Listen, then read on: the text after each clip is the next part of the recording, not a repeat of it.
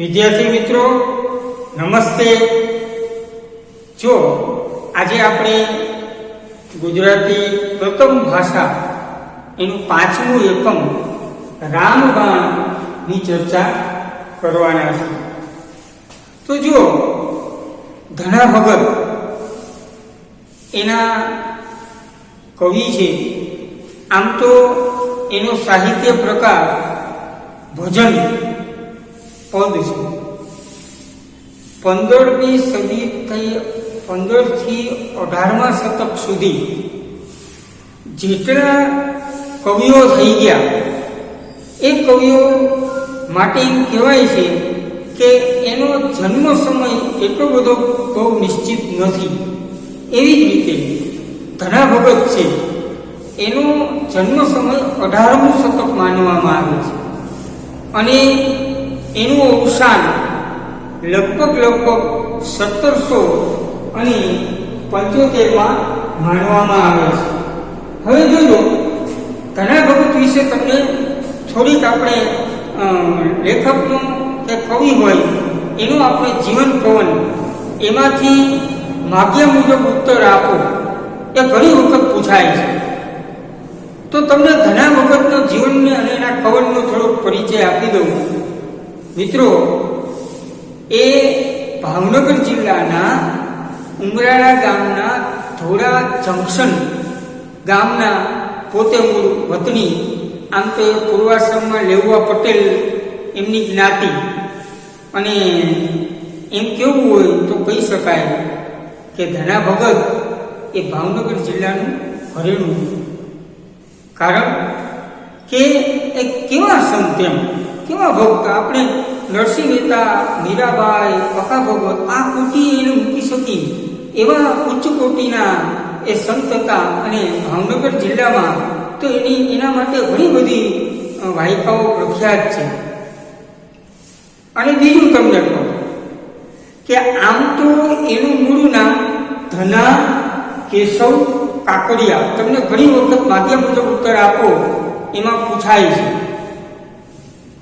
તો એવી જ રીતે તમે જુઓ તો એની એક તમને નાની એવી એની જીવનની એક વાત તમારી સામે મૂકું કે એક વખત આમ તો બિચારા ધના ભગત છે ને એ નરસિંહ મહેતાની જેમ કાંઈ એટલો બધો રૂપિયા નહીં, સાવ નિર્ધન માણસ, ભગવાનની ભક્તિમાં લીન પોતે। હવે એક વખત ગામમાં સાધુ બાવાની જમાત આવી। હવે સાધુ બાવાની જમાત આવી એટલે તમને જો સંસારી અને સાધુ વચ્ચે ભેદ શું, આ તો તમને ખાલી જાણવા માટે જ કહું છું કે જેના ડ્રેસ અનેક હોય અને એડ્રેસ એક હોય એને સંસારી કહેવાય। જેના ડ્રેસ અનેક હોય, કપડાં અનેક હોય, પણ જેનું એડ્રેસ એટલે કે સરનામું એક જ જગ્યાએ મળે એ સંસારી। પણ જેનો ડ્રેસ એક હોય અને જેના એડ્રેસ અનેક હોય એને સંત કહેવાય, એને સાધુ કહેવાય। તો આ સાધુ બાવાની જમાત આવી, એને કોઈ ખાવા પીવાની ચિંતા ન હોય, એ તો સાધુ તો ચલતા ભલા માગીને ખાઈ લે। તો એ આખા ધોળા ગામમાં ફર્યા સાધુઓ, પણ એ એટલા બધા સાધુઓ હતા ને કે એ લોકો ખાઈ શકે એટલું બધું કંઈ મળ્યું નહોતું, એટલે બિચારા ચિંતા કરતા હતા। અને જુઓ જે ગામમાં નબળો માળા હોય ને એની બધાય મજાક ઉડાડે। એટલે કોકે ધના ભગતને કીધું કે ધના ભગત તો કે હા કે જાઓ જાઓ સાધુ બાવા આવ્યા છે। સાધુ બાવાએ એક જગ્યાએ ઉતારો રાખ્યો છે। ધના ભગત તો વાડીએ જતા હતા, દોડતા દોડતા એ સાધુ બાવા પાસે જાય છે, પગે લાગે છે, વાત કરે છે કે ખાવા પીવાનું કાંઈ કર્યું તો કે ના। તો અરે આટલામાં તમે કેમ જમી શકશો? એ તો દોડતા એની ઘેર જાય છે। પત્નીને ખબર ન પડે એમ વાવણી માટે બિયારણ રૂપે જે બાજરો રાખ્યો હતો એનો એક ગુણી લઈ નાખી દળાવી અને એ લોટ લઈ અને એ પાયે જાય છે એટલે કે શાંતિથી જમો। એ સાધુ બાવા જમે છે અને પછી પૂછે છે કે ધના ભગત આ તમે ક્યાંથી મેળ કર્યો એમાંનો? તો એ વાત કરે છે કે બિયારણ વાવ્યા રાખ્યો હતો, એ બાજરો હે અરે ધના ભગવત વાવશો શું તો કીધી હરી ઈચ્છા કંઈક કરશું. અને એમ કહેવાય છે કે છેલ્લે બધા વાવણીનો સમય આવ્યો અને બધા વાવણી કરવા ગયા ત્યારે ધના ભગવતે એના ખેતરમાં જે નદીના પટમાં જે રેતી હતી એની છાંટી દીધી અને એ રેતી છાંટી અને એમાંથી કોળું એ ઉગ્યું. તો ગામના ઘણા બધાએ એને કીધું કે ભાઈ ધના ભગત તમે શું વાવ્યું? તો કે એ હરી ઈચ્છા ખોદણી કરતી હોય ને એ સ્ત્રી હોય એની પત્ની પાસે ગઈ તમે વાડીએ તો જાઓ શું વાવ્યું છે એ ખબર પડે.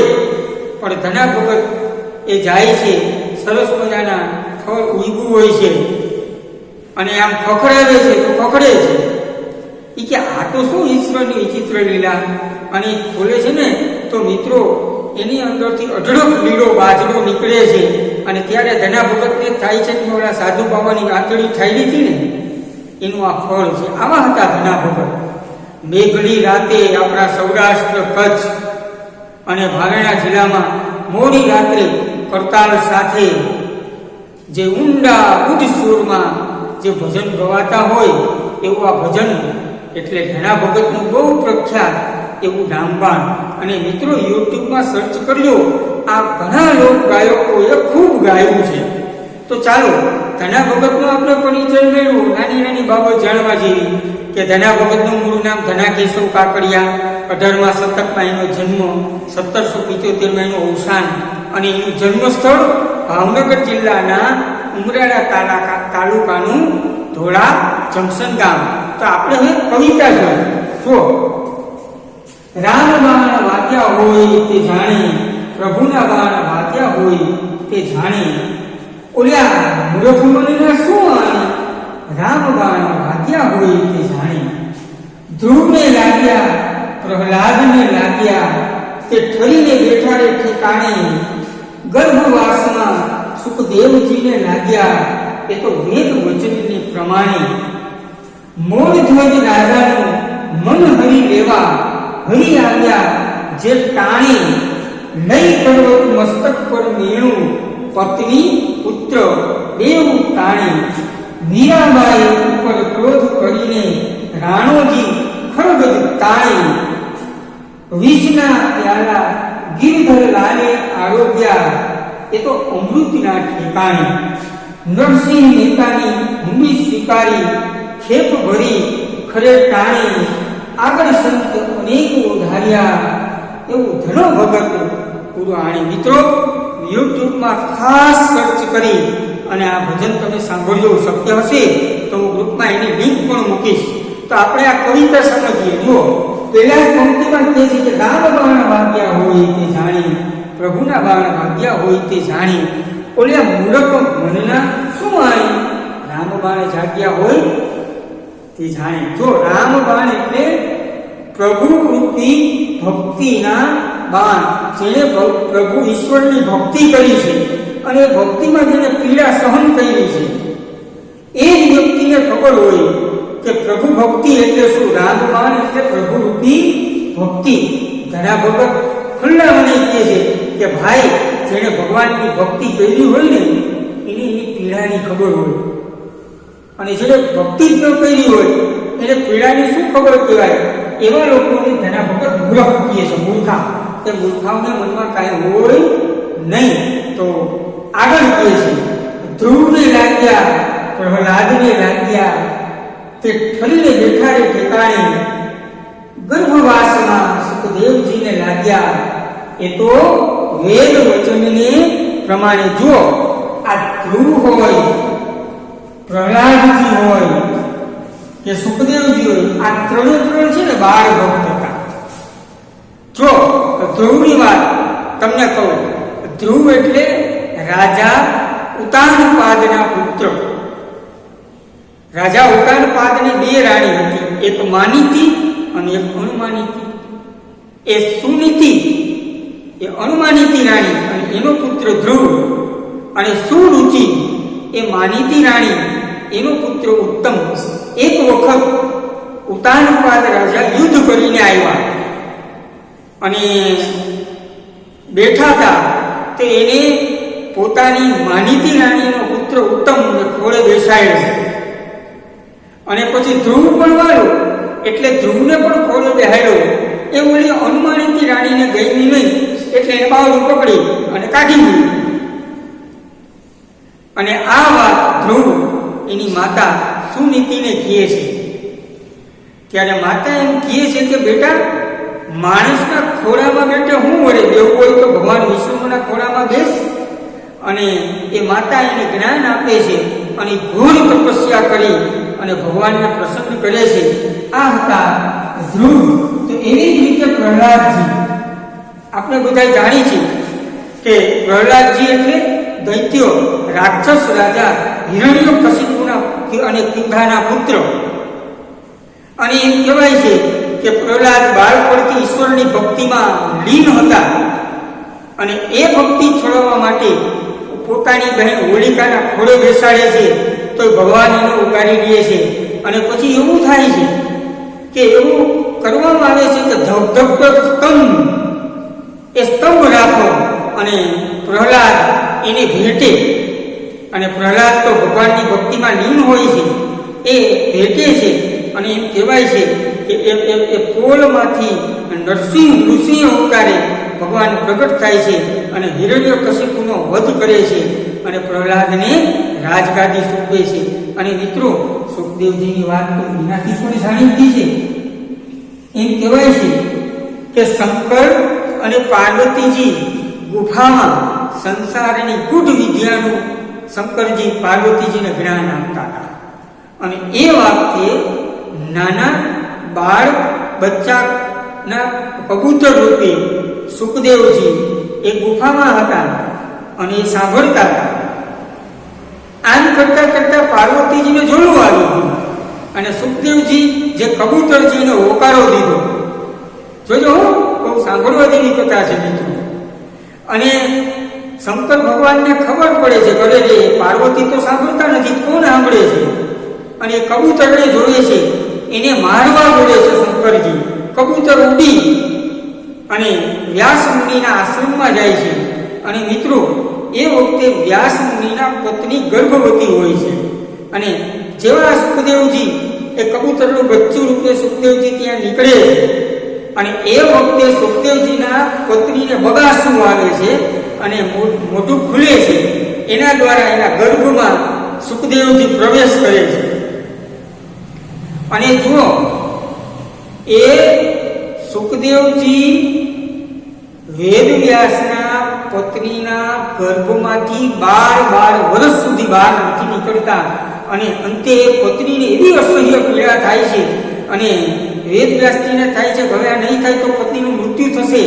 ભગવાન કૃષ્ણને એ વિનંતી કરે છે અને સુખદેવજીને કૃષ્ણ ભગવાન કહે છે કે તમે બહાર આવો. હવે ત્યારે સુખદેવજી કહે છે કે એક શરતે બહાર આવો. તો કે શું? તો કે હું સંસારમાં નહીં કરું. તો કે કઈ વાંધો નહીં ભારે. અને આપણે જાણીએ છીએ કે એ સુખદેવજી એ જન્મતાની સાથે બાળપણમાં સંસારનો ત્યાગ કરે છે. તો જો મિત્રો, આવા 12 ભક્તો હતા. પછી ધ્રુવ હોય, પ્રહલાદ હોય કે સુખદેવજી હોય, એ બાળપણમાં એ ઈશ્વરને પ્રાપ્ત કર્યા. અને એને જ્યારે પણ જરૂર પડી ત્યારે હરિ, જો હરિ રસ્વ એટલે ભગવાન, એ ભગવાન એને પ્રગટ થયા. એક હરિ એટલે લઈ લેવું વિધિનો હોય છે અને હરિ રસ્વ હોય તો ભગવાન. આગળ કહે છે, બીજું ઉદાહરણ આપે છે કે મોર જોજ રાજાનું મન હણી લેવા હરી આવ્યા, જે તાણી નહીં કરવો તો મસ્તક પર વેણું પત્ની પુત્ર એ તાણી. આ મોર જોજ રાજાનો દાખલો ઉદાહરણ પણ બહુ સરસ છે. એક વખત ભગવાન સિંહનું રૂપ લઈ અને આવે છે અને એક બ્રાહ્મણ એનું મારણ કરવા જાય છે. ત્યારે મોરધ્વજ એને વિનંતી કરે છે. વિષ્ણુ ભગવાન સિંહનું રૂપ લઈને આવે છે, એને વિનંતી કરે છે કે ભાઈ તમે આ બ્રાહ્મણને છોડી દો. તો કે એક શરતે, એને છોડી દઉં તો તું તારું ભોજન કરીશ. તો કે કાંઈ વાંધો નહીં. તો કે એના માટે પણ એક શરત છે. તો કે કઈ શરત? તો કે તારું અડધું નવમું ખાય અને એના તારે 2 ચીરા કરવા પડશે. તો કે મારે તારું જમણી બાજુનું અંગ ખાવું છે અને કરવતથી ચીરામાં, પણ શરત એટલી, તું, તારી પત્ની અને તારી આંખમાં આંસુ ન આવવું જોઈએ. તો કે કઈ વાંધો નહીં. એક બાજુથી પત્ની કરવત પકડે, એક બાજુથી પુત્ર કરવત પકડે અને ઉપરથી આમ કરવત મેળે, ત્યારે ડાબુ અંગની આંખ એ ભરવા માંડે છે. તો એ સિંહ વિષ્ણુ ભગવાન રૂપસિંહ કહે છે કે કેમ શરતનો ભંગ કર્યો? તો કે શરતનો ભંગ તો નથી થયો, પણ આ ડાબા અંગને એવું હંમેશા થાય છે કે મેં શું પાપ કર્યા છે કે મારો ત્યાગ કરવામાં આવ્યો. અને ખરે ટાણે ભગવાન વિષ્ણુ એ પોતે ખરું રૂપ લઈ અને પ્રસન્ન થાય છે. અને જો ટાણે એટલે સમય અને તાણી એટલે ખેંચે, ભગવાન એને પ્રસન્ન થાય છે. અને આવી જ રીતે મીરાબાઈની વાત તો બહુ જાણીતી છે કે મીરાબાઈ ઉપર ક્રોધ કરીને રાણોજી ખડક ખડક એટલે તલવાર, તાણી એટલે ખેંચે, વિષ એટલે જે વિષના પ્યાલા ગિરધરલાલને આરોગ્યા એ તો અમૃતના ઠેકાણે ગિરધરલાલ એટલે ભગવાન કૃષ્ણ. આપણે બધાને ખબર છે કે મીરાબાઈના પતિ, પ્રેમાળ પતિ એવા ભોજનું મૃત્યુ થાય છે. અને મીરાબાઈ તો રાજરાણી હતા. અને આપણે જાણી છીએ કે મેરે તો ગિરિધર ગોપાલ હુસનો ન કોઈ, એને તો પહેલેથી જ નક્કી કરી લીધું હતું કે મારો તો કોઈ હોય તો ભગવાન કૃષ્ણ છે. એ ભગવાન કૃષ્ણની ભક્તિમાં લીન થઈ જાય છે. એ આવતા સાધુ બાવા સાથે ભક્તિમાં મસ્ત હોય. અને રાણાજીને એના દિયર એવા રાણાજી એને સતત એવું થાય છે કે આ રાજરાણી આ રાજરાણીના મોભાનું અપમાન કરે છે. એ ક્રોધમાં ને ક્રોધમાં એને જેલ મોકલે છે. અને એમ કહેવાય છે કે મીરાબાઈ એ જેલ ગટગટાવી જાય છે, પણ એ ઝેરનું ભગવાન ખરે ટાણે અમૃત કરી દે છે. જુઓ, ભગવાનની ભક્તિ કરીએ મિત્રો તો ભગવાન અચૂક આપણને ટાણે મદદ કરવા આવે જ છે. નરસિંહ મહેતાની હુંડી સ્વીકારી, ખેપ ભરી ખરે ટાણે. જો હુંડી એટલે નાના ને આપણે કરવા માટેની ચિઠ્ઠી અને ખેપ એટલે સફળ. મહેતાજી પણ સાવ બિચારા નિર્ધન. નરસિંહ મહેતા ગામમાં 4 મુસાફર આવ્યા અને એને કીધું કે એ વખતે એની પાસે રૂપિયા હતા 700 રૂપિયા એ વખતે. તો કે ભાઈ અમે દ્વારિકા જાય છીએ અને આ કોઈ સ્વીકારે ખરા કે અમને અહીંયા પૈસા રાખી અને આમાં દ્વારકા મળી જાય? તો ગામના એ તો કે ઠેકડી ઉડાડી નરસિંહ મહેતા છે જાઓ. એ નરસિંહ મહેતા પાસે જાય છે. નરસિંહ મહેતા તો બિચારા જાણતા હતા. અને એ નરસિંહ મહેતા એ ભગવાન શામળદાસના નામે ચિઠ્ઠી લખી દે છે. અને દ્વારિકામાં ભગવાન કૃષ્ણ શામળનું રૂપ લઈ અને સામા એ ભક્તોને, મુસાફરોને ગોતતા આવે છે કે ભાઈ નરસિંહ મહેતાએ મારા નામે ઊંડી મોકલી છે, તમે આપો એમ. અને મિત્રો તમે એ જાણીતું છે કે મારી હુંડી સ્વીકારો મહારાજ રે શામળા ગિરધારી. અને એવી રીતે રાણી નરસિંહ મહેતા મદદ કરે છે. ઘણા ભગત શું કહે છે? આ જો સંત અનેક ઉધાર્યા, એવું ઘણો વગર બોલવા. જો આમ ઉધાર્યા એટલે ઉધાર, ઉર એટલે હૃદય. આમ ઘણા ભગત સ્પષ્ટપણે માની છે કે જો ભગવાન ખરે સમયે ધ્રુવ હોય, પ્રહલાદ હોય, સુખદેવજી હોય, મોરધ્વજ રાજા હોય, મીરાબાઈ હોય કે પછી આપણું મહેતો નરસૈયો હોય, જો દરેકને ટાણે ઉભા રહેતા હોય, દરેકને ખરે ટાણે મદદ કરતા હોય તો મને પૂરેપૂરી શ્રદ્ધા છે કે ભગવાન મારો ઉદ્ધાર કરશે કરશે અને કરશે. મિત્રો આ હતી રામબાણ કવિતા ભજન પદ. તો આપણે ઝડપથી જોઈએ કે રામબાણ ભજનના કવિ ધના ભગત, એનું સાચું નામ ધના કેશવ કાકડિયા, 18મા શતકમાં એનો જન્મ, 1775માં એનું અવસાન, એનું જન્મસ્થળ ભાવનગર જિલ્લાના ઉમરાણા તાલુકાનું ધોળા જંકશન ગામ. અને મિત્રો આ ધના ભગત એ ભાવનગરનું ઘરેણું છે. ક્યારેક ધોળા જંકશન જવાનું થાય તો એની સમાધિ છે, ક્યારેક મિત્રો જીવનમાં જવાનું થાય તો આટો મારજો. અને તમારા સ્વાધ્યાયમાં ટૂંકા ટૂંકા પ્રશ્નો ઘણા નીકળે છે, એ ટૂંકા પ્રશ્નો તમે વાંચજો. ક્યાંય પણ ન સમજાય તો તમે મને ચોક્કસ કહેજો. એવા ટૂંકા પ્રશ્નો પૂછાય કે રામબાણનો અર્થ શું? તો પ્રભુરૂપી ભક્તિ. પછી મૂર્ખ મનમાં શું જાણતો નથી? પ્રભુની ભક્તિ. આમ કુલ 4 પ્રશ્નો છે અને 2-3 વાક્યના 2 છે અને મોટા પ્રશ્ન કુલ 2 છે. મિત્રો આ 6 પ્રશ્નો તમે પાકી બુકમાં જરૂર લખજો. ક્યાંય ન સમજાણું હોય તો મને પર્સનલમાં ચોક્કસ ફોન કરજો. જ્યાં પણ સમજાય ત્યાં હું તમને કહીશ. પાછા નવા એકમ સાથે આપણે ફરી મળશું. ત્યાં સુધી આવજો.